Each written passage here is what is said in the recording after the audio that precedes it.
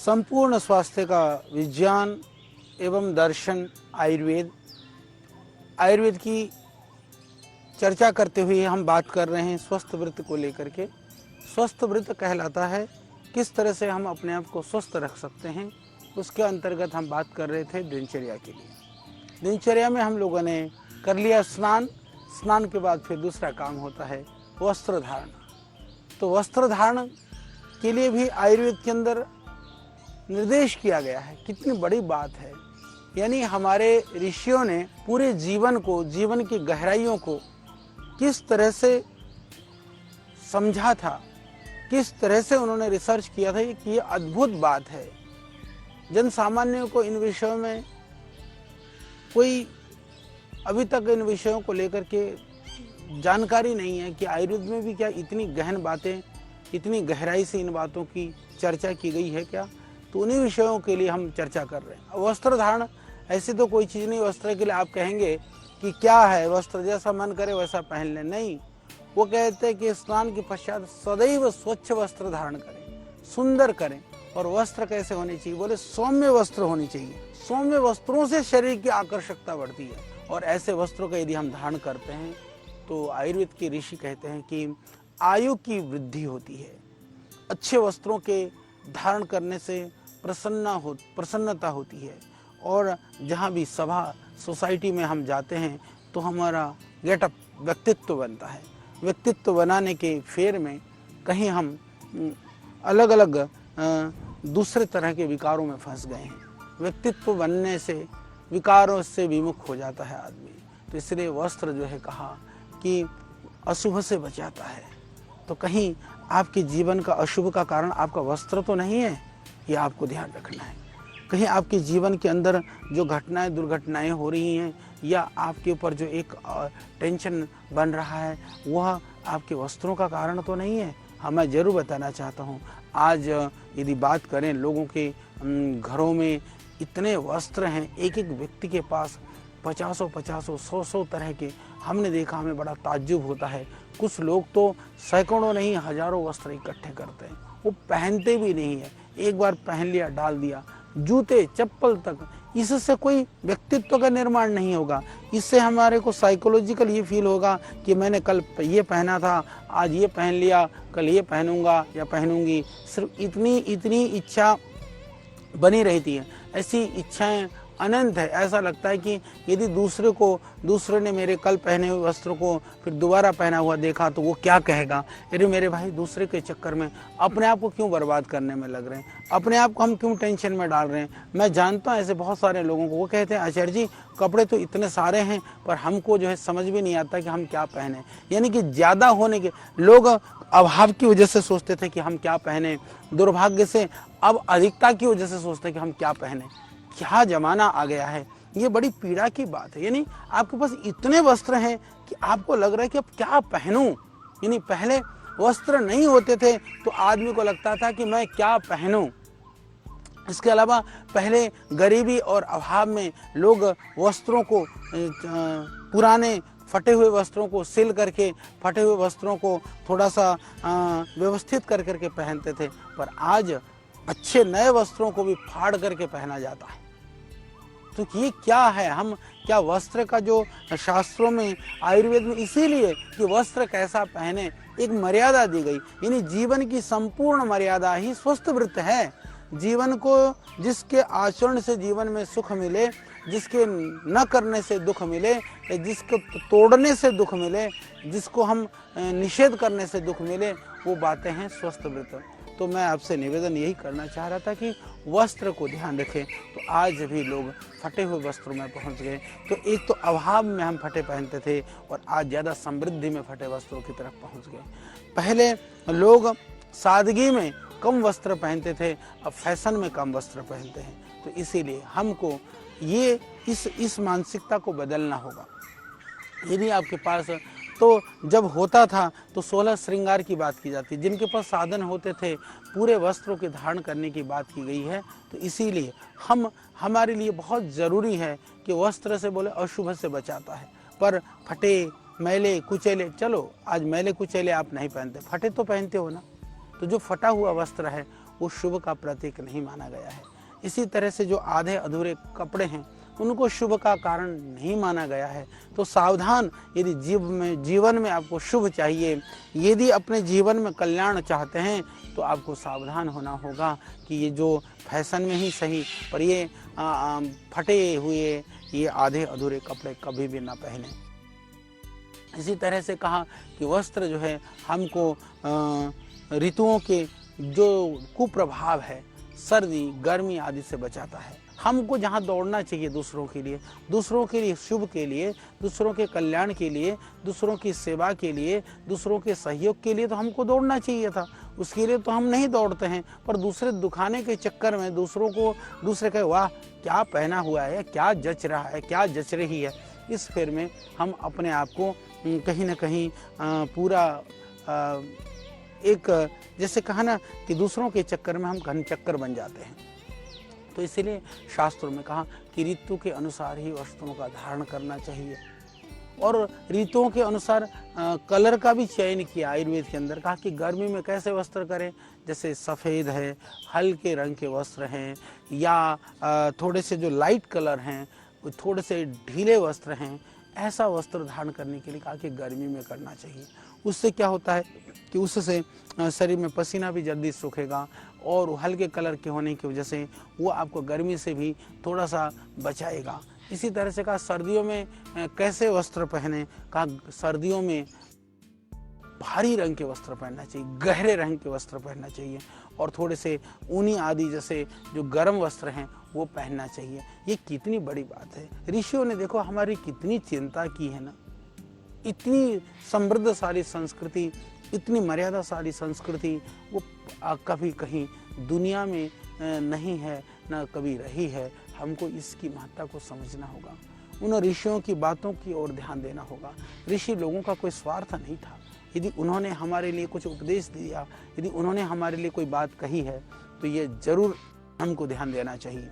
कबाड़ के अंदर अलमारी में इतने कपड़े भरे पड़े हैं, कभी इसको संवारा कभी उसको संभाला, एकदम कमरा फैला हुआ है। ये हमारी संस्कृति नहीं है। जितना बहुत आवश्यक है, अलग अलग ऋतुओं के हिसाब से वस्त्र रखिए, अलग अलग अवस्था के लिए अलग अलग वस्त्र रखिए। हम लोग तो गांव के लोग हैं, हम लोगों ने गांव में, हमको नहीं पता था कि ड्रेस भी कोई दिन के अलग होते हैं, रात को अलग होते हैं। हमको तो इतना ही पता था स्कूल जाते हैं तो स्कूल का ड्रेस होता है, बाकी एक ही ड्रेस पहनते थे, दिन में भी वही, रात में भी वही। आज आपके सुबह का ड्रेस अलग, दोपहर का ड्रेस अलग, रात का ड्रेस अलग, पार्टी का ड्रेस अलग। हाँ ठीक है, समाज में रहते हैं तो कुछ कुछ वस्त्र 2, 3, 4 प्रकार तो हो सकते हैं, पर उन प्रकारों को भी हमने इतना बना दिया है क्योंकि यह भौतिकवादी दुनिया के अंदर में ना हमको समझ में नहीं आता है। लोग जो व्यापार करने वाले लोग हैं वो इतने बुद्धिशाली कहिए, चाहे वो इतने तेज होते हैं कि वो लोग क्या कर देते हैं कि अलग अलग वैरायटी, यानी कि एक आदमी के पास यदि आप टोटल वस्त्रों की संख्या करें तो रात्रि के वस्त्र चलो अलग है, दिन के अलग हैं, और प्रातः काल के अलग हैं। रात्रि के कपड़े तो आप 2-3 ही जोड़ी रखने से भी काम चल सकता है, क्योंकि रात को पहनना है, घर में रहना है। एक पहन लिया, दूसरा धो गया, दूसरा पहने। पर आप देखेंगे कि रात्रि के ड्रेस में भी वैरायटीज़ हैं, विविधता है। यानी कि 30-40 तरह के तो रात के ही हैं, 50-100 तरह के दिन के हैं। सुबह एक्सरसाइज करने के, जॉगिंग के लिए उसके 10-15 तरह के। भाई उसमें 2 तरह से तो चल सकता है। सुबह जॉगिंग करनी, सुबह घूमना है, एक पहन लिया दूसरा धो लिया, ज्यादा की क्या आवश्यकता है। तो ज्यादा वस्त्र से हमको प्रसन्नता नहीं मिलती है। तो क्या कपड़े शरीर को, तन को ढकने के लिए या तनाव मुक्त होने के लिए है, या कपड़ों के नाम पर एक और तनाव को अपने दिमाग में झेलने के लिए? तो आप देखेंगे कम वस्त्र होगा तो आप ज्यादा सुखी होंगे। इस मेरी बात को मत भूलिएगा। शालीनता हो, सरलता हो, और वस्त्रों के अंदर थोड़ी सी पवित्रता झलके, पर बहुत ज़्यादा भी ना हो। तो मेरी बात को जरूर ध्यान रख लीजिएगा। तो हमको रहना है सदा सम, यही सिखाता है हमारा आयुर्वेद। फिर बात आती है कि कपड़े का धारण करने के बाद में हमारे यहाँ बहुत प्राचीन काल से ये विधान रहा है कि जो सुगंधित द्रव्यों का प्रयोग, ये भी जो इत्र है, अलग अलग तरह की खुशबू है, अलग अलग तरह के जो तेल हैं, ये भारतीय संस्कृति की ही परंपरा है। आज ठीक है, कृत्रिम हम अलग अलग तरह के इस तरह की खुशबू और सेंट ये यूज करते हैं, पर प्राचीन काल में ही जो इत्र आदि का प्रयोग है वो हमारी भारतवर्ष की विशेषता रही है। और इसीलिए कहा कि मनुष्य को स्नान के बाद में सुगंधित तेल का धारण करना या इत्र आदि को लगाना, या अभी भी आप देखेंगे हमको बहुत अच्छा लगता है जब हम दक्षिण भारत में जाते हैं, चाहे वो छोटी बिटिया हो, चाहे वो बड़ी बुजुर्ग माँ हो, सब लोग क्या करते हैं कि कोई खुशबूदार जो पुष्प होता है उसकी माला जो है वो लपेट करके रखती हैं। उससे सुंदरता, जो प्राकृतिक सुंदरता है उसकी वृद्धि तो होती है, इसके अतिरिक्त उसकी जो खासियत मैं आपको बताना चाहता हूँ, जो फूलों में से भीनी भीनी जो खुशबू आती है, जो धारण करेगा उसको उसकी खुशबू मिलती रहेगी। उससे जो आज एरोमा थेरेपी आपने सुना होगा ना, तो अभी तो नई थेरेपी बन गई भाई, वो एरोमा थेरेपी तो है। माँ ने अपने गुच्छा जो गूंथ अपने जो केशों में उसको गूंथा, पीछे लपेट लिया, तो क्या हुआ, उससे भीनी भीनी खुशबू आई तो स्ट्रेस को रिलीज हुआ, स्ट्रेस रिलीज हुआ तो एरोमा थेरेपी हुई। उससे मन को शांति मिलती है, मन को तृप्ति मिलती है, और उस खुशबू से जो हमारी अनावश्यक रजोगुण और तमोगुण की जो उत्तेजनाएं होती हैं वो भी कंट्रोल होती हैं। तो हमको हमारी परंपराओं से विमुख होने की जगह उन परंपराओं के ऊपर अनुसंधान के लिए हमको सोचना चाहिए। तो ये परंपराएं अद्भुत परंपरा हैं, उत्तर भारत में नहीं है पर दक्षिण भारत में आज भी है। इसी तरह से विविध तरह के पुष्पों का, फूलों का धारण करना, या इत्र जैसे कि जो आजकल अलग अलग तरह के जो परफ्यूम हैं हम लोग यूज़ करते रहते हैं, हालांकि वह बहुत केमिकल वाला नहीं होना चाहिए, बहुत हार्ड नहीं होना चाहिए। कभी कभी तो लोग इतना परफ्यूम पोत लेते हैं कि दूर तक आदमी को सहन नहीं होता, यानी ज़्यादा तेज़ परफ्यूम भी यदि वो शरीर के लिए हानिकारक है, वो आपके नाक को सूंघने की शक्ति को कहीं ना कहीं विकृत करता है। तो खुशबू तो होनी चाहिए, वो मधुर होनी चाहिए, वो सौम्य होनी चाहिए, वो प्राकृतिक होनी चाहिए। ये हमारी संस्कृति तो हमको सिखाती है। तो इससे क्या हो जाता है, सौम्य हो, मधुर हो, प्राकृतिक हो, उससे शरीर का आकर्षण बढ़ता है, आयुर्वेद कहता है। और आकर्षण के अलावा शरीर की पुष्टि और तुष्टि, आयुर्वेद कहता है कि पुष्टि और तुष्टि के लिए और शारीरिक सुंदरता के साथ में मानसिक सुंदरता के लिए और आंतरिक प्रसन्नता के साथ साथ में सात्विकता के लिए हमको इनका धारण करना चाहिए। इससे मन बहुत खुश रहता है, जिससे कि कहा कि जब मन प्रसन्न रहेगा, सात्विकता बढ़ेगी, तो स्वाभाविक है कि उससे आयु की वृद्धि भी होगी। तो आयुर्वेद का प्रत्येक कार्य है जीवन की सात्विकता के लिए, पवित्रता के लिए, आनंद के लिए, निरोगता के लिए, आयु की वृद्धि के लिए। यानी जीवन का जो परम आनंद है वो सिर्फ औषधि से नहीं है, अपितु संपूर्ण जीवन की हमारी अलग अलग चीज़ों से, अलग अलग क्रियाओं से है। हम इनको समझ लें। और वो जो अच्छी अरोमा होती है तो नींद भी तो बहुत अच्छी आती है। तो अच्छी नींद के लिए भी, क्योंकि आपने देखा होगा जब कमरे में बहुत मधुर और भीनी भीनी खुशबू आती है तो नींद भी अच्छी आती है। नहीं तो सीलन है, श्रांत है कमरों में, कहीं ना कहीं से तेज़ गंध है तो नींद नाद नहीं आती है। तो इसीलिए कहा कि नींद के लिए भी सुगंध जरूरी है। और इतना ही नहीं, अभी एरोमा थेरेपी की बात तो आज की जाती है, आयुर्वेद में तो प्राचीन काल से ही सुगंध के द्वारा दोषों को बैलेंस करने की बात की गई है, यानी कि एक लेवल पर लाने की बात की गई है।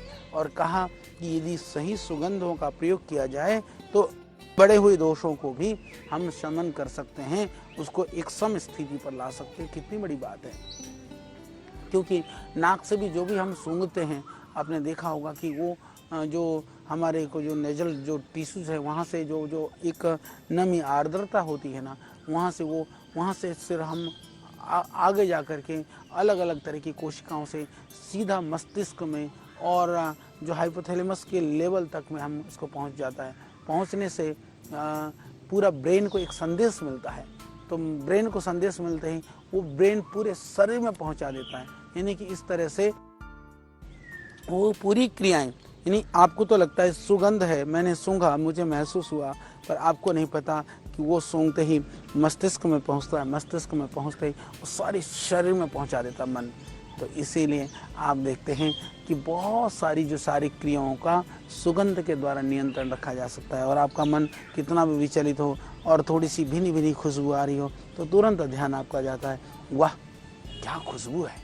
नहीं, सब कुछ आदमी भूल जाता है, सारा स्ट्रेस, तनाव, गुस्सा एक क्षण में छुमंतर।